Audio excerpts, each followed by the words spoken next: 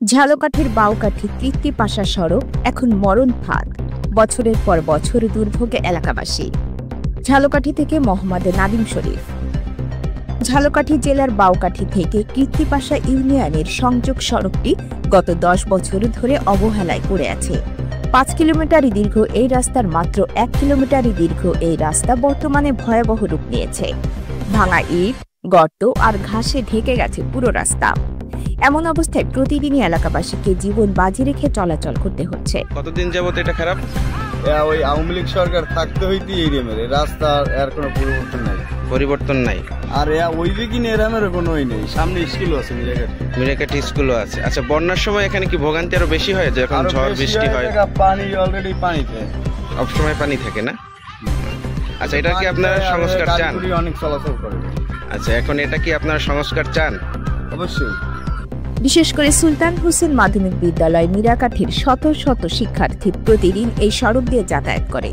কাদা ও গর্তে ভরা রাস্তায় হোঁচট খাওয়া, জুতা কাপড় নোংরা হওয়া তাদের নিত্যদিনের সঙ্গী। অভিভাবকরা বলছেন, আমরা প্রতিদিন দুশ্চিন্তায় থাকি, না জানি কখন বাচ্চারা দুর্ঘটনার শিকার হয়। গ্রামের বৃদ্ধ ও অসুস্থ রোগীদের জন্য এই সড়ক যেন আরো বড় অভিশাপ। জরুরি মুহূর্তে কোনো অ্যাম্বুলেন্স বা গাড়ি প্রবেশ করতে পারে না, ফলে অনেক সময় রোগীকে বাসে করে বা কাঁধে তুলে হাসপাতালে নিতে হয়।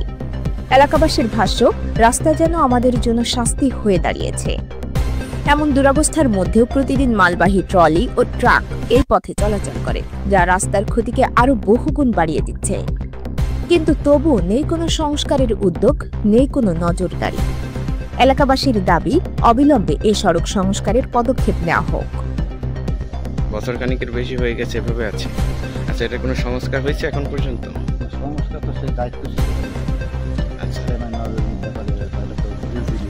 হ্যাঁ, তো এখন পর্যন্ত এভাবে কোনো সংস্কার এখন পর্যন্ত দেখা যায় না এখানে। আচ্ছা, 10 বছর পর্যন্ত এই রাস্তা এরকম ভাঙাচুরা আছে আওয়ামী লীগের আগে থেকে। হ্যাঁ, ঠিক আছে, আমরা এটার ভালো চাই, মানে সংস্কার। আচ্ছা। দৈনিক যায় যায় বেলা, সত্যের সন্ধানে সারাক্ষণ।